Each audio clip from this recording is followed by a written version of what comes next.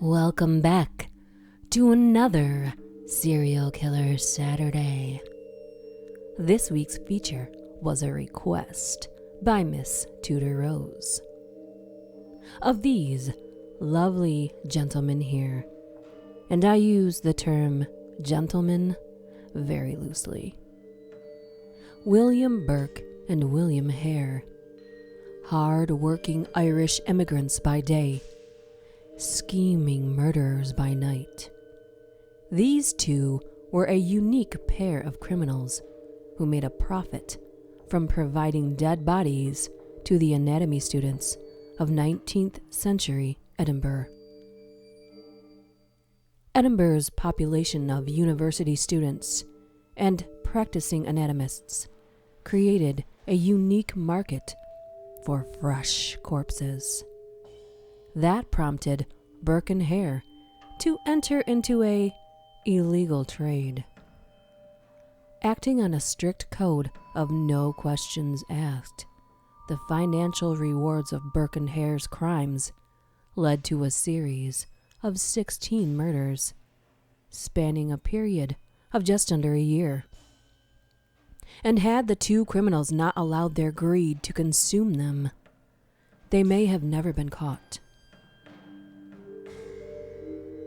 In early 19th century Britain, the law stated that only the bodies of executed criminals could be used for autopsy purposes. But with the ever-growing popularity of anatomy studies, the demand for fresh corpses soon outstripped the supply, and grave robbing became common practice among criminals who wanted to earn an easy pound. Murder for money is not an original concept by any means, but Burke and Hare had a new perspective on killing for financial gain. Unusually, they had little interest in the wealth of their victims. All they needed was a fresh corpse to sell. Burke and Hare are reported to have first met in Edinburgh, after both men had left their native Ireland to work on the Union Canal in Scotland. However, it was not until Burke moved from Leith to Westport with his partner Helen MacDougall that he and Hare actually met. Hare had settled at a boarding lodge with a recently widowed woman named Margaret. The two had struck up a relationship soon after her husband's death, and they ran the lodge as if they were a married couple. After a chance meeting, it was Margaret who introduced Helen and Burke to her partner, and the couple soon became paying lodgers. The two couples were never the best of friends, but their love for drinking and easy money-making schemes made them a murderous match. Ultimately, their real dislike for one another would lead to their downfall. In 1827, one of Hare's lodgers, an old man named Donald, fell ill and died. His death was of no real concern to Hare, except Donald owed him $4 in rent. Such was Hare's anger that he began to consider how the dead man could pay off his debt. Aware of the demand for corpses by anatomists, Hare hatched a plan. On the day of the funeral, Burke and Hare took Donald's body from the coffin and replaced it with a sack of bark. Later in the day, they removed the body from the house and took it to the anatomy offices of Professor Robert Knox. They were asked to return after nightfall, and on doing so, they were paid £7, 10 shillings for their effort. This ready cash made the pair contemplate a risky, but ultimately effortless, money-making scheme.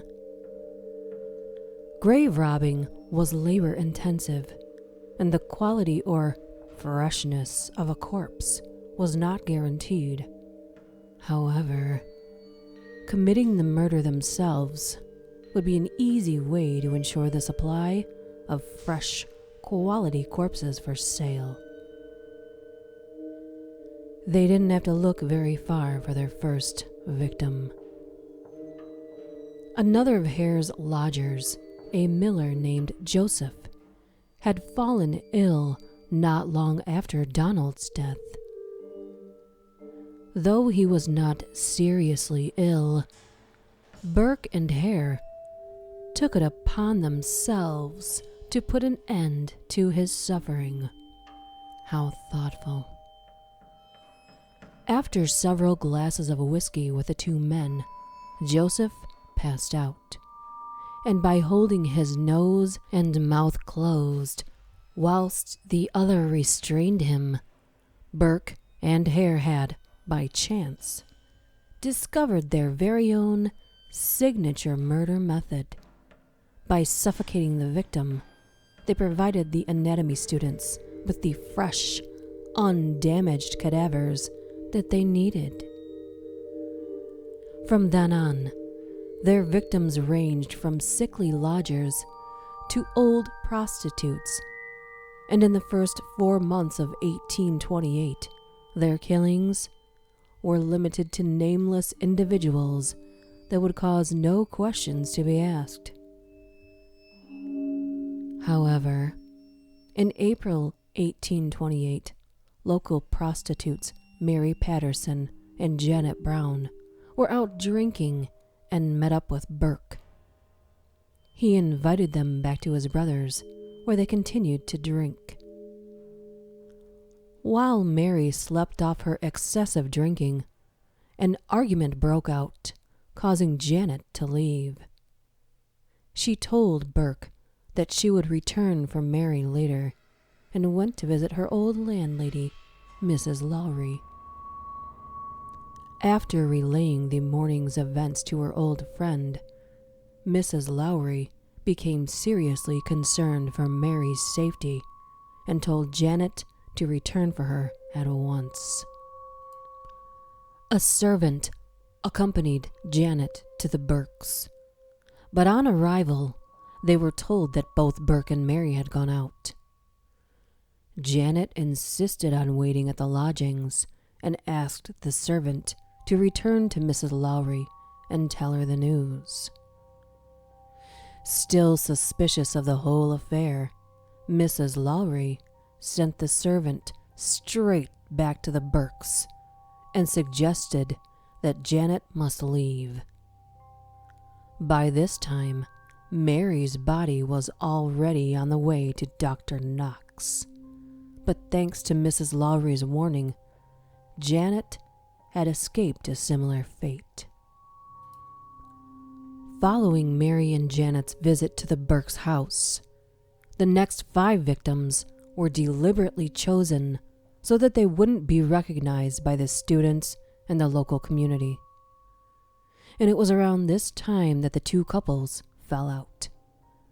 Burke accused Hare of supplying Knox with bodies behind his back, and it was agreed that Helen and Burke would move out on their return from visiting Helen's relatives. Once they returned, Burke and Hare's greed and apparent laziness drove them to kill much closer to home. This time, they picked Anne McDougall, a relative of Helen's, who was lured to the lodging house and killed. Whilst Burke had no qualms about Anne's final demise, he did ask Hare to carry out the killing. Carelessly, their next 3 victims were central to the local community and therefore easily recognized by the paying students who attended Dr. Knox's classes. Mary Haldane was an aging local prostitute who agreed to partake of a dram at Hare's lodgings. On being told that her mother had been seen with Hare, Mary's daughter Peggy decided to pay his lodgings a visit. On arrival, Hare said that Mary had visited but had left. He then invited in Peggy for a drink, and before long, she joined her mother at Dr. Knox's. Both bodies fetched £10 each. The neighborhood grew suspicious at these disappearances. Mary and Peggy were familiar faces, but the risk-taking didn't end there. Known as Daft Jamie, James Wilson was a local entertainer and extremely popular with children. Easily recognized by his deformed foot, he caused quite a stir at Dr. Knox's class. Yet despite several inquiries, Dr. Knox strongly denied that the body was that of James Wilson. The events preceding their final killing undoubtedly led to the downfall of Burke and Hare, and had their new lodgers, James and Anne Gray, been of a similar moral disposition, they may have joined the foursome in their criminal careers. Mary Docherty met with Burke by chance on the morning of Halloween 1828. Having convinced her that their mothers were related, she returned to the lodgings with Burke for a drink. Burke offered her a room, and the Grays were moved out and given a room at the Hares. Late that night, after drinking and dancing, the Burkes' neighbors claimed they heard arguments at the Burkes and a voice calling, "Murder." They set off in search of a policeman, but having no luck and hearing no more shouting, they decided to go home. The next morning, the Grays returned to the lodgings to find Mary gone. Helen claimed that she had been overly friendly towards Burke, and they had kicked her out. In truth, Mary was yet to leave the building, as her body was laid under the spare bed and covered in straw. During the day, Anne approached the spare room and was sternly warned to stay away. Suspicious of why Burke would be so defensive, James and Anne waited until they were alone in the house, and after a brief investigation, they found Mary's body. The Grays immediately confronted Helen, who panicked and offered them £10 a week to keep quiet. The Grays refused and left the house to get a policeman. Burke and Helen were taken to the police station for questioning, and when interviewed separately, their stories didn't match up. At the same time, an anonymous tip led the police to Dr. Knox's classrooms. Mary Docherty's body was found and later identified by James Gray. The Hares were also arrested, and slowly the police began to uncover the real reason for the sudden disappearances in Westport. Unsurprisingly, none of the four had the chance to go over their story, and Burke blamed Hare for the murders, claiming he knew nothing of what had been happening. After a month of indecision, the police offered Hare immunity if he testified against Burke and Helen, and on agreement, Burke and Helen were charged with Mary Docherty's murder, and Burke with the murders of James Wilson and Mary Patterson.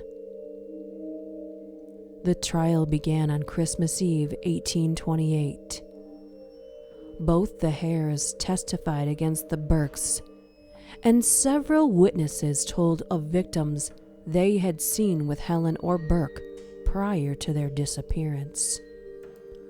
On Christmas morning, after just 50 minutes of consideration by the jury, Burke was found guilty and sentenced to death by hanging, and Helen was freed. During the month between Burke's sentencing and his execution, he made 2 thorough confessions detailing 16 murders that he and Hare had committed, though the order was inconsistent. Contrary to popular belief, Burke and Hare were not infamous grave robbers. In fact, there is no proof to suggest they ever robbed a single grave. Hare was released in February 1829, and many popular tales tell of him as a blind beggar on the streets of London, having been mobbed and thrown in a lime pit. However, none of these reports were ever confirmed. The last known sighting of him was in the English town of Carlisle. Helen traveled south, but she never managed to escape her past. According to rumor, she moved to Australia, where she died in 1868. Margaret is believed to have returned to Ireland, though like Helen, she was mobbed wherever she went. It should also be noted that after Burke was hanged, he was publicly dissected at the Edinburgh Medical College.